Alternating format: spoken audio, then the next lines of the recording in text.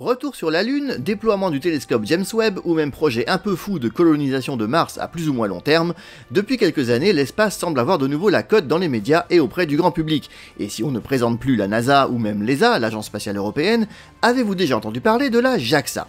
Il y a fort à parier que non, et pourtant c'est un acteur important de la conquête spatiale. Et oui, vous l'avez deviné, il s'agit de l'équivalent japonais des deux précédents.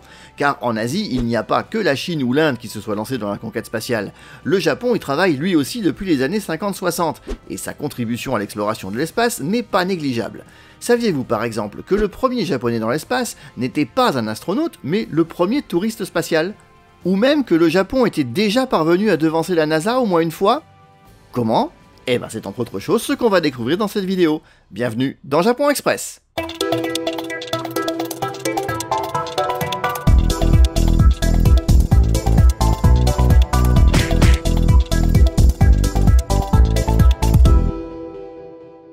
Si les États-Unis et l'Union soviétique ont évidemment marqué de leur empreinte la course à l'espace après la Seconde Guerre mondiale, les autres pays ne sont pas restés les bras croisés. L'Europe, bien sûr, a voulu sa part du gâteau, mais côté asiatique, le Japon a lui aussi, dans son coin, développé un programme spatial. Celui-ci a démarré à l'université de Tokyo avec un jeune ingénieur en aéronautique du nom d'Itokawa Hideo. Il commence par concevoir de toutes petites fusées à la fin des années 50, il les nomme d'ailleurs Pencil Rocket, autrement dit fusée crayon, puis Baby Rocket. Les essais ont lieu en 1955, ce qui explique la piètre qualité de ces images. Mais petit à petit, son équipe développe des fusées sondes. Évidemment, rien à voir avec les gros lanceurs que vous connaissez bien, style Saturn ou Ariane, autant comparer une trottinette avec une Ferrari. Non, ce sont de petites fusées permettant d'effectuer quelques mesures scientifiques et qui ne vont pas bien haut. Mais cela marque néanmoins les débuts de l'ère spatiale pour le Japon. L'université de Tokyo crée alors la première agence spatiale japonaise, l'ISAS, pour Institute of Space and Astronautical Science, un organisme à but exclusivement scientifique. En parallèle, le gouvernement crée le Conseil national des activités spatiales, histoire de superviser un peu tout ça, mais de loin pour l'instant. L'ISAS conçoit alors le projet de placer un satellite en orbite. De nouveaux types de fusées sont mis au point dans ce but, tout d'abord les fusées Kappa, Lambda, puis les fusées Mu. Les progrès vont bon train durant les années 60, mais vers la fin de la décennie, les industriels japonais s'alarment devant le peu d'intérêt que le gouvernement porte au programme spatial. Ils pensent en effet qu'il serait bon d'y apporter son soutien afin de développer notamment des applications telles que les télécommunications. C'est pourquoi le gouvernement crée en 1969 la NASDA, pour National Space Development Agency of Japan, et nomme à sa tête un certain Shima Hideo.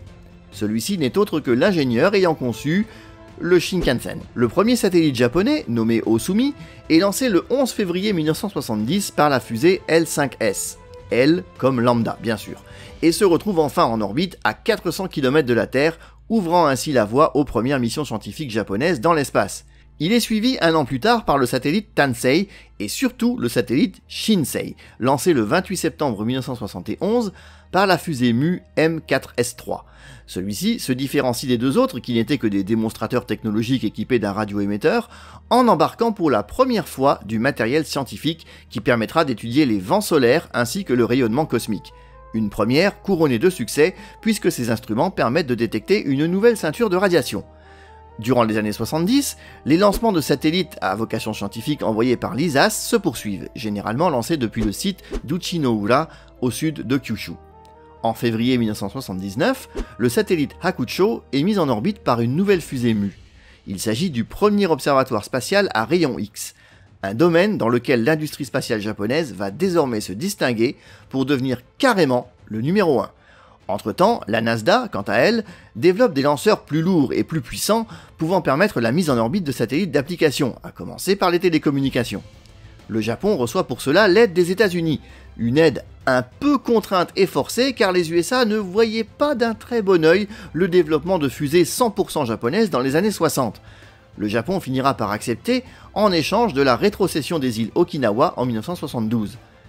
Dans les années 80, tous les pays disposant d'un programme spatial unissent leurs forces afin d'observer la comète de Halley, de retour en 1986. Juste pour rappel, cette comète est visible tous les 76 ans. Le Japon montre alors ses compétences en envoyant la sonde Suisei, un nom très judicieux puisqu'il signifie tout simplement comète, et la sonde y fera honneur en s'approchant à 150 000 km du noyau et en prenant des photos inédites du nuage d'hydrogène entourant la comète.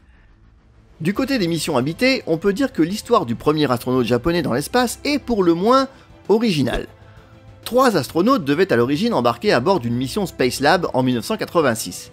Spacelab, comme son nom l'indique, est un laboratoire spatial, développé au début des années 80 par l'Agence spatiale européenne, et transporté par la navette spatiale américaine. Comme souvent, les missions spatiales sont des missions internationales. Or, début 1986, a lieu le terrible accident de la navette Challenger qui coûtera la vie aux 7 personnes à son bord.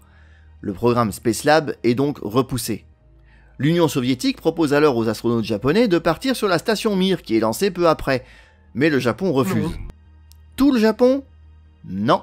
L'année 1986 marque le 40e anniversaire de TBS, la plus grande chaîne de radio et télévision privée japonaise. Et pour fêter ça avec un coup d'éclat, celle-ci paye plus de 11 millions d'euros, du moins l'équivalent en yens bien sûr, pour envoyer non pas un astronaute, mais un journaliste à bord de la station Mir. C'est Akiyama Toyohiro qui sera choisi, et qui, 4 ans plus tard, en 1990, deviendra ainsi malgré lui non seulement le premier astronaute japonais, mais aussi le premier touriste dans l'espace. Une première qui aurait dû avoir lieu 4 ans plus tôt si Challenger n'avait pas explosé. Si vous l'ignoriez, dans l'équipage de celle-ci se trouvait en effet une institutrice ainsi qu'un saxophoniste. Quant au premier véritable astronaute japonais, il fera lui son premier vol dans Spacelab en 1992. Il s'agit de Mori Mamoru. Celui-ci s'est envolé le 12 septembre, une date qui depuis est appelée la journée de l'espace au pays du soleil levant. Le Japon connaîtra toutefois ses plus grandes réussites dans l'espace avec ses satellites. La puissance et la performance des fusées japonaises ne cessant de progresser, une mission particulièrement ambitieuse est lancée le 9 mai 2003 par l'ISAS. Ce sera la sonde Hayabusa qui devra étudier un petit astéroïde baptisé Itokawa, en l'honneur du fondateur de l'astronautique japonaise dont on a parlé tout à l'heure. Mais la sonde ne se contentera pas de l'étudier, elle s'y posera et reviendra sur Terre avec des échantillons prélevés à sa surface. Une première internationale qui permettra ainsi au Japon de devancer la NASA pour la première fois. Entre-temps, en 2003, les deux organismes ISAS et NASA ont finalement fusionné pour former la JAXA, l'agence spatiale japonaise, qui gère désormais l'exploration spatiale. Depuis, les lanceurs lourds japonais, comprenez par là les fusées les plus puissantes, se succèdent et continuent de se perfectionner. Les années 80 ont vu l'arrivée du lanceur H1, les années 90 le H2, et la nouvelle fusée H3 devait initialement être lancée le 17 février. Malheureusement, une anomalie a conduit à l'annulation et au report de ce lancement à la toute dernière seconde. Le lancement a été reporté au 7 mars, mais alors que tout semblait bien se passer, après une dizaine de minutes, la fusée a commencé à perdre de la vitesse, ce qui a conduit le centre spatial à lancer une commande d'autodestruction. Malgré cet échec, le Japon fait toujours partie des acteurs majeurs de l'exploration spatiale, avec l'Europe et les États-Unis, pourtant il est rarement évoqué dans les médias. Cette vidéo était donc l'occasion de vous donner un petit aperçu de ses contributions, j'espère que vous aurez apprécié, et si c'est le cas, vous connaissez le topo. Like, commentaire, partage, et abonnez-vous si c'est pas encore fait, pour en découvrir toujours plus sur le pays du soleil levant. Quant à nous, on se retrouve bientôt pour une nouvelle vidéo, d'ici là, portez-vous bien, et continuez d'aimer le Japon. Matane!